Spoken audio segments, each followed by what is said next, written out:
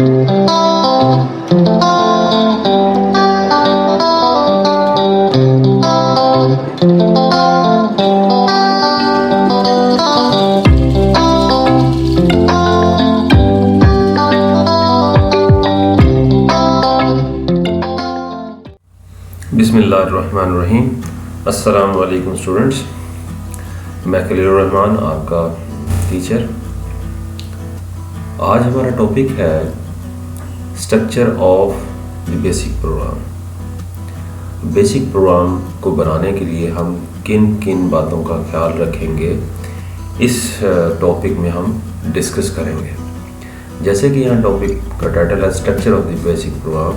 इसके अंदर नीचे देखें 6 पॉइंट्स है जिन बातों का हमें ख्याल रखना पड़ेगा जब हम एक प्रोग्राम बनाएंगे। जैसे कि यहाँ लिखा हुआ है every basic programme should follow the following rules, कि उस प्रोग्राम को जब हम बनाएंगे तो फॉलोइंग रूल्स को उसे फॉलो करना पड़ेगा। इसमें से किसी एक रूल से हम वायलेशन उसकी नहीं कर सकते किसी रूल की, जब हम कोई प्रोग्राम बना रहे होंगे। तो सबसे पहला पॉइंट इसका देखते हैं। कहता है एवरी प्रोग्राम स्टेटमेंट, हर प्रोग्राम की जो स्टेटमेंट होगी, जैसे कि ऊपर ये स्टेटमेंट्स लिखी हुई हैं प्रोग्राम्स के अंदर, must begin with A line number. वो हर स्टेटमेंट जो होगी लाइन नंबर उससे पहले ज़रूर देना पड़ेगा। जैसे कि यहाँ देखें ये ऊपर एक प्रोग्राम बना हुआ है जिसमें हर स्टेटमेंट से पहले देखें लाइन्स दी हुई हैं, जैसे 10, 20, 30, ये 3 लाइन्स का छोटा सा प्रोग्राम लिखा हुआ है। और ये हमने इनडायरेक्ट मोड में जाके लिखा हुआ है। इनडायरेक्ट मोड में हम लाइन नंबर दे सकते हैं, ठीक है। तो विदाउट लाइन नंबर हम प्रोग्राम नहीं लिख सकते। प्रोग्राम में हर लाइन का एक नंबर होगा, वो लाजमी है। इसी तरह सेकंड नंबर पॉइंट है it is a good practice to end every basic program with an end statement, कि एक अच्छी प्रैक्टिस है कि हर प्रोग्राम को हम एक एंड स्टेटमेंट से ख़त्म करें। जैसे कि यहाँ लिखा हुआ है एंड, ठीक है। और एंड स्टेटमेंट के मुतालिक हम पढ़ भी चुके हैं कि किसी भी प्रोग्राम को आपने परमानेंटली स्टॉप करना हो तो एंड स्टेटमेंट से हम परमानेंटली स्टॉप करते हैं।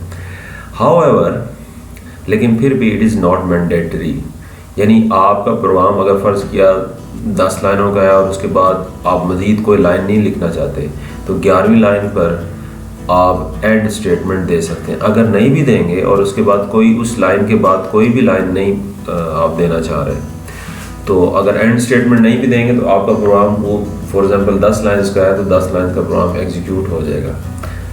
लेकिन अगर आपने एंड स्टेटमेंट दे दी और एंड स्टेटमेंट के बाद कोई और फर्दर स्टेटमेंट देंगे अगली लाइन में, तो वो एग्जीक्यूट नहीं होगी, क्योंकि एंड स्टेटमेंट जो होती है उस प्रोग्राम को परमानेंटली स्टॉप कर देती है जहाँ पर आप एंड स्टेटमेंट को यूज़ करते हैं, ठीक है।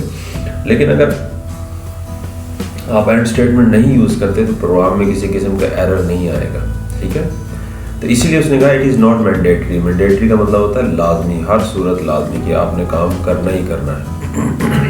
तो मैंडेटरी नहीं है, दे देंगे तो ठीक है, अदरवाइज वो आपको किसी किस्म का प्रोग्राम की एग्जीक्यूशन के दौरान कोई एरर नहीं देगा कंप्यूटर। उसके बाद तीसरा पॉइंट देखें, repetition of line number.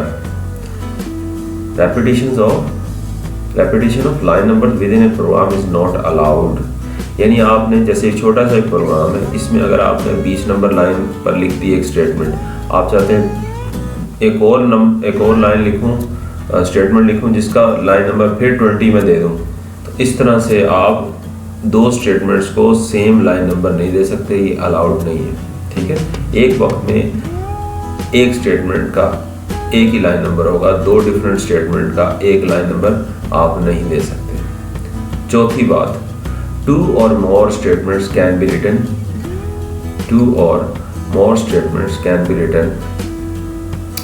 on a line।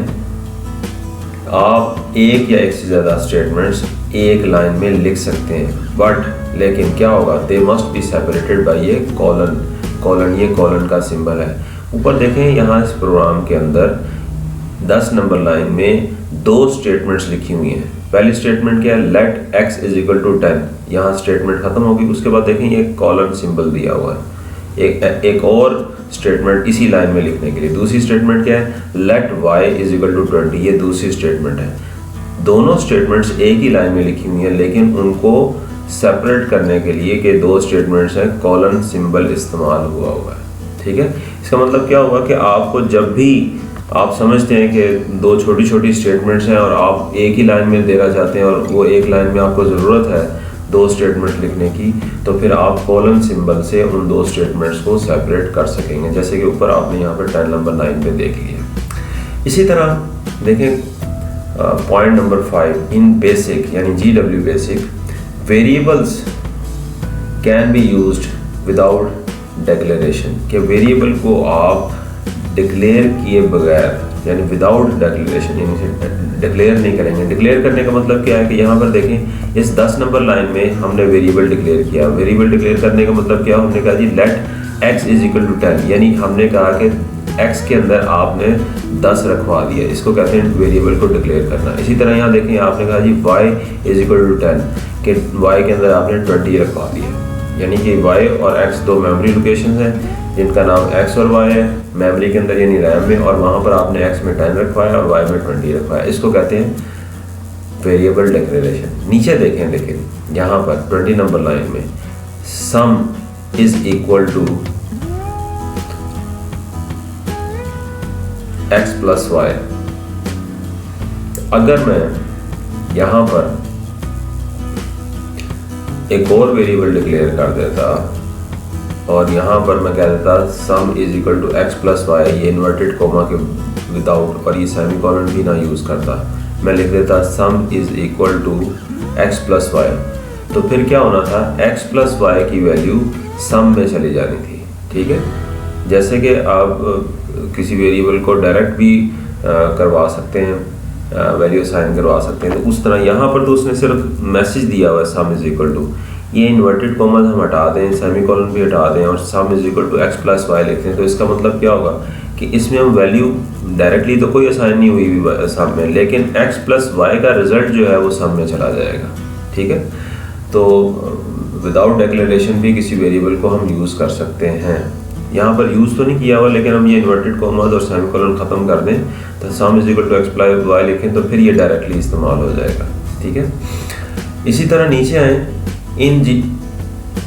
in a basic program the physical appearance of program statements does not matter, कि प्रोग्राम की जो स्टेटमेंट्स हैं उनकी फिजिकल अपीयरेंस जो है वो मैटर नहीं करती। किस तरह मैटर नहीं करती? For example, in a program line number 90 can appear before the line number 60। जब आपने लाइन लिखी तो आपने 9 नंबर 90 लिख दी, ऊपर आपने लाइन नंबर 60 पहले यूज़ नहीं की थी, आपने नए सिरे से नीचे लाइन नंबर 60 लिख दी, तो क्या होगा, जैसे कि यहाँ पर इस प्रोग्राम में मैं फॉर एग्जांपल यहाँ पर 20 के बाद मैं लिख देता हूँ 15 के बाद मैं कोई और लिख देता हूँ प्रिंट ABC यहाँ पर 20 और 30 के बीच में।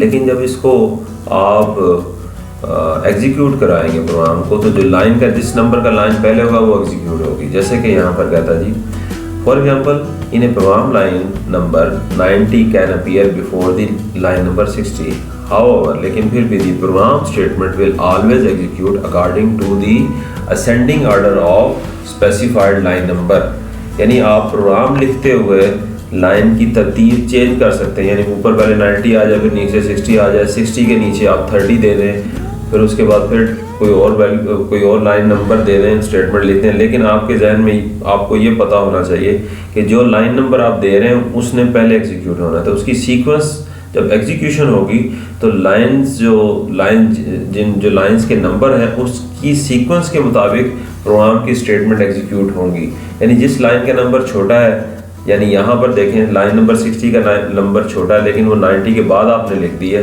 लेकिन जब एग्जीक्यूशन का टाइम आएगा तो लाइन नंबर 60 के सामने जो स्टेटमेंट लिखी होगी वो पहले एग्जीक्यूट होगी, और 90 नंबर लाइन के सामने जो स्टेटमेंट लिखी होगी वो 60 नंबर लाइन के बाद एग्जीक्यूट होगी।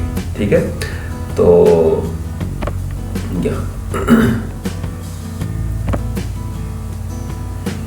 उम्मीद है कि आपको ये structure of the basic programme समझ आ गए होंगे, 6 के 6 पॉइंट्स।